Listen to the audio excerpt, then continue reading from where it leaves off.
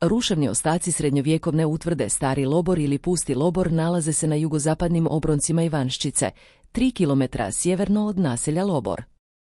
Iako je Stari Lobor jedna od najmanjih srednjovjekovnih utvrda na području Krapinsko-zagorske županije, njezine položaje diktirao njezin strateški značaj. Postoje mnoge priče o Starom Loboru. Ipak, najpoznatiji vlasnik utvrde spominje se početkom 14. stoljeća. Riječ je o Tomasu Nigeru. O njemu je kao o crnom Tomi Loborskom do danas sačuvana legenda u Loborskom kraju, a spominje ga i Marija Jurić Zagorka u svojim dijelima. Prema predaji vitez Tomo Crni Loborski živio je u svojoj utvrdi u Pustom Loboru, koja je tada bila u punom sjaju. Navodno je bio izrazito okrutan, a u svoj je zamak dovlačio otete žene, neovisno o tome jesu li bile seljanke, sluškinje ili plemkinje.